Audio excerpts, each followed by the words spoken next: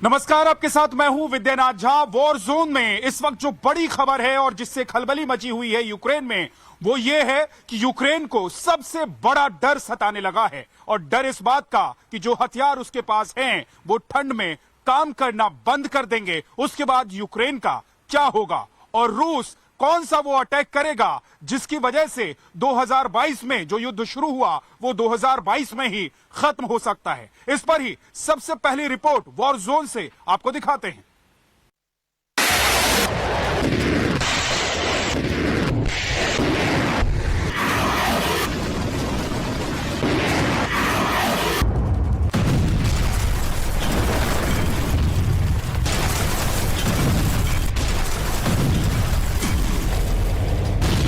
न अमेरिका का हाइमर्स काम आएगा, न जेलेंस्की की जुगाड़ चल पाएगी।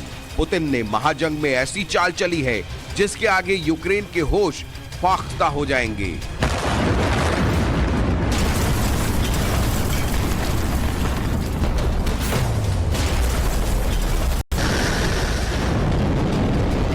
जिन हथियारों से यूक्रेन ने पिछले कुछ दिनों में रूसी ठिकानों पर स्ट्राइक की है, अब वो सफेद हाथी साबित होने वाले हैं।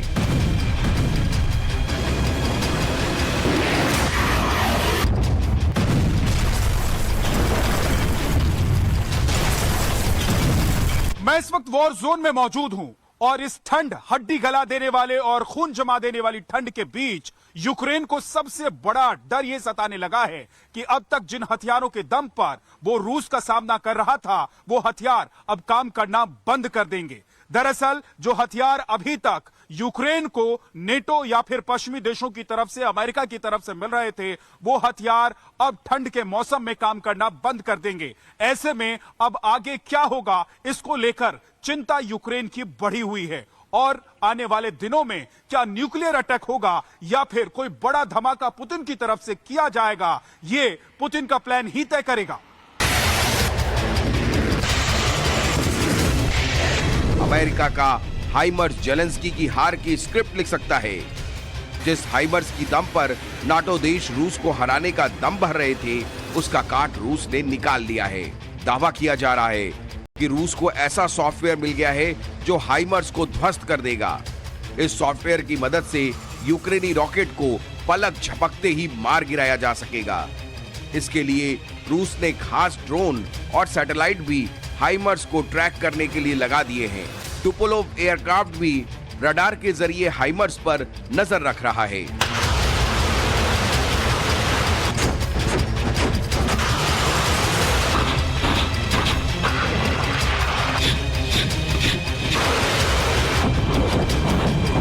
इसके अलावा रूस ने अपने भरोसेमंद रॉकेट लॉन्चर टॉर्नेडो एस को भी मोर्चे पर तैनात कर दिया है। इसमें से निकलने वाले अनगिनत रॉकेट 20 सेकंड के भीतर हाइमर्स को राख कर देंगे।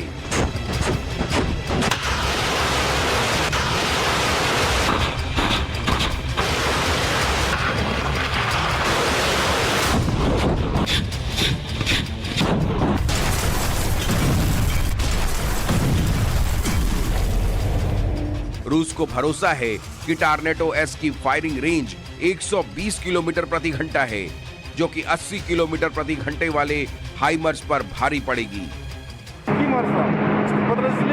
Нашими подразделениями на сегодняшний день сбито более 50 целей, в том числе работы по натовским вооружениям «Химарсу». Если мы будем говорить, что на начальном этапе мы не понимали, что это такое, то сейчас уже свободно работаем по работе по «Химарсу». यूक्रेन को अमेरिका से 20 हिमार्स सिस्टम मिले और इन्हीं हिमार्स सिस्टम के दम पर खेरसोन में रूस के सैन्य ठिकानों को तबाह करने से लेकर रूस को पीछे धकेलने तक में यूक्रेन को कामयाबी मिली। यही नहीं, मेलिटोपोल इलाके में रूसी ठिकानों पर जो हमला यूक्रेन की तरफ से किया गया, वो बताया जाता है कि इसी हिमार्स सिस्टम से किया गया। लेकिन सवाल यह है कि ठंड के इस मौसम में अब ऐसा क्या होने वाला है कि यूक्रेन को मिले ये हिमार्स सिस्टम अब काम करना बंद कर देंगे। यूक्रेन बार बार कह रहा है कि उसे पुतिन के गुस्से का सामना करने के लिए कुछ और हथियार चाहिए, और इस बार उसे ऐसे हथियार की जरूरत है जो भीषण सर्दियों में भी काम कर सके। क्योंकि हाइमर्स आने वाले वक्त में बेकार हो जाएगा। रूस का दावा है कि उसने यूक्रेन के 4 हाइमर्स ध्वस्त कर दिए हैं, जिनमें से एक हाइमर्स की तकनीकी पर उसके वैज्ञानिकों ने काम किया और ये जानने की कोशिश की कि इसका तोड़ कैसे निकाला जाए।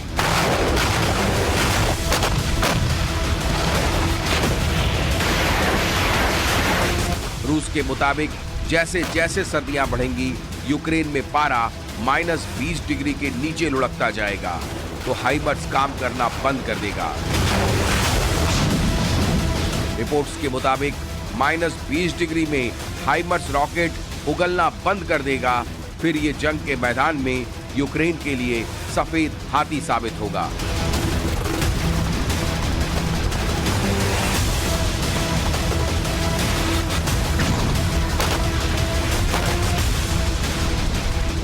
रूस ने इसके लिए खास तौर पर सिटिंग डक शब्द का इस्तेमाल किया है, जिसका मतलब होता है जो किसी काम का न हो।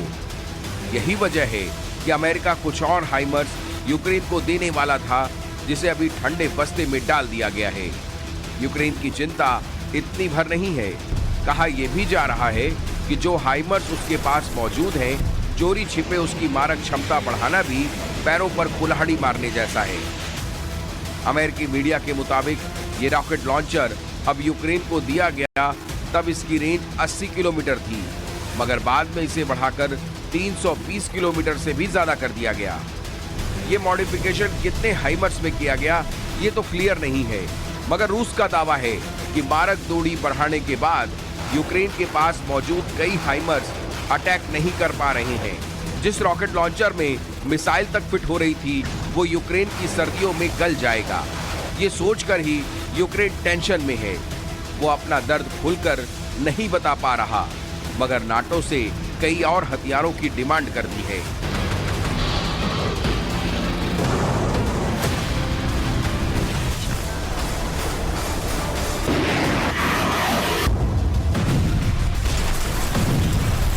बर्फीले मौसम में जारी इस जंग के बीच यूक्रेन को नेटो और अमेरिका के सामने गिड़गिड़ाने के लिए मजबूर होना पड़ा है। यूक्रेन ने साफ कर दिया है कि जो जंग वो रूस से लड़ रहा है वो सिर्फ यूक्रेन की जंग नहीं है, बल्कि ये नेटो देश और पश्चिमी देशों के लिए भी बहुत जरूरी है।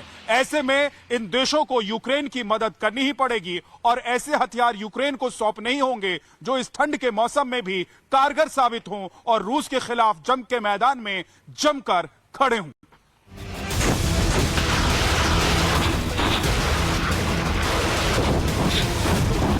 यूक्रेन के प्रधानमंत्री ने नाटो देशों से हाइमर्स न मंगाकर पैट्रियट मिसाइल सिस्टम की मांग की है। ये एक ऐसा सिस्टम है जो हर मौसम और हर जगह कारगर है। We all can see and we feel it here in Ukraine that Putin will continue his rocket missile terror. And we need, first of all, anti-aircraft and anti-air missiles equipment to protect our sky, to protect our civilian infrastructure, to protect our people. So this is the #1 priority for us, to have this anti-aircraft protection and protect our sky.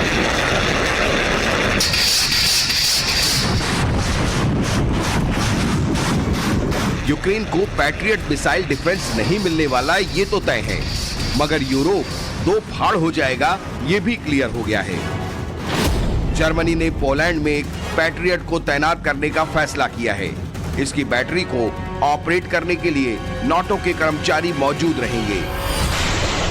यानी जरूरत Ukraine को थी, मगर वो Poland को थमा दिया गया, और वो भी तब जब पोलैंड ने इस ऑफर को रिजेक्ट कर दिया था। ये मिसाइल सिस्टम इस वक्त अमेरिका, जर्मनी, ग्रीस, नीदरलैंड और स्पेन जैसे देशों के पास है। इनमें से अमेरिका और जर्मनी नाटो के मेंबर हैं, मगर दोनों ही मुल्क यूक्रेन को इसे सौंपे जाने से साफ इनकार कर चुके हैं। दलील ये दी गई, अगर ऐसा किया गया तो रूस किसी को नहीं छोड़ेगा और पुतिन नाटो देशों पर चुन चुन कर हमला करेंगे। रूस अपने इस प्लान पर 2 कदम आगे बढ़ गया है, जबकि यूक्रेन हथियार छोड़कर मैदान से भागने को मजबूर है।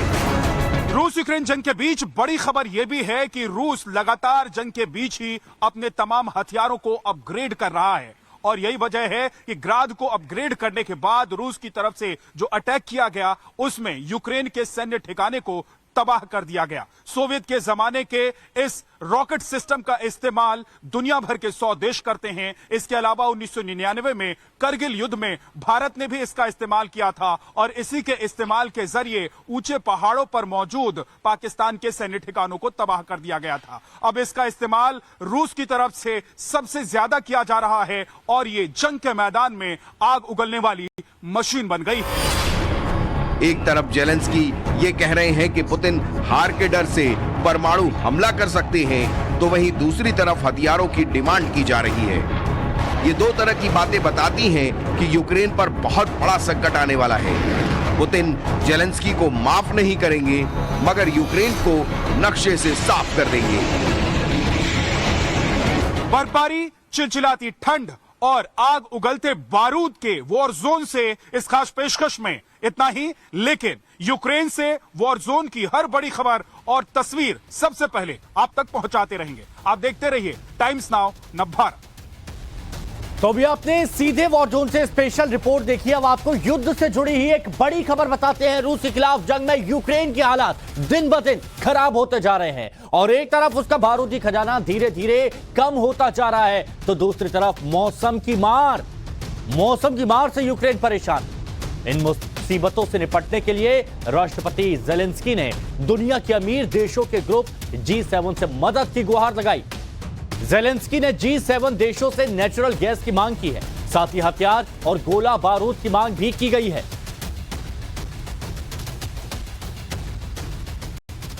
रूस के सामने जंग में हथियार न डालने की जिद पर अड़े जेलेंस्की ने अब G7 देशों के सामने भी गिड़गिड़ाना शुरू कर दिया है। जेलेंस्की की तरफ से कहा गया है कि G7 के देश उन्हें ज्यादा गैस और हथियार दें ताकि आने वाले मौसम में वो अपने नागरिकों के रहने सहने की व्यवस्था के साथ साथ रूस पर किए जा रहे उनकी तरफ से पलटवार में भी धार दे सकें, क्योंकि आने वाला वक्त बहुत ही मुश्किल होने वाला है। यही नहीं, जेलेंस्की की तरफ से G7 देशों को कहा गया है कि 2 बिलियन मीट्रिक मीटर्स गैस उन्हें अधिक सप्लाई की जाए और साथ ही साथ टैंक, आर्टिलरी और हथियार उन्हें ज्यादा दिए जाए ताकि रूस के खिलाफ इस जंग में वो खड़े रह सकें और रूस से लोहा ले सकें। तो क्या रूस के ताबड़तोड़ और चौतरफा हमलों से राष्ट्रपति जेलेंस्की डर गए हैं? ऐसा इसीलिए कहा जा रहा है क्योंकि जेलेंस्की ने दुनिया भर के देशों को शांति सम्मेलन बुलाने का प्रस्ताव रखा है। रूस यूक्रेन जंग के बीच जेलेंस्की के एक बयान ने सबको हैरान कर दिया है। जेलेंस्की ने दुनिया भर के देशों से अपील की है कि आने वाले वक्त में दुनिया भर के देश मिलकर विश्व शांति के लिए एक सम्मेलन आयोजित करें। सवाल इसलिए उठा है जेलेंस्की के बयान पर क्योंकि जेलेंस्की वही व्यक्ति हैं जो अभी तक रूस के सामने झुकने के लिए तैयार नहीं हैं। किसी भी शर्त पर वो इस युद्ध में खत्म होने वाले रास्ते पर चलने के लिए तैयार नहीं हैं। ऐसे में सवाल ये उठ रहा है कि क्या जेलेंस्की को इस बात का अंदाजा हो गया है कि आने वाले वक्त में इस युद्ध में टिके रह पाना और रूस के खिलाफ जंग लड़ना बेहद मुश्किल उनके लिए होने वाला है। और साथ ही साथ सवाल यह भी कि क्या अब जेलेंस्की को यह अंदाजा हो गया है कि वो बलि का बकरा बन रहे हैं और पश्चिमी देश उसके सहारे अब रूस से लड़ाई लड़ रहे हैं। वीडियो जर्नलिस्ट योगेश भारद्वाज के साथ वॉर जोन से विद्यानाथ झा, टाइम्स नाउ नवभारत।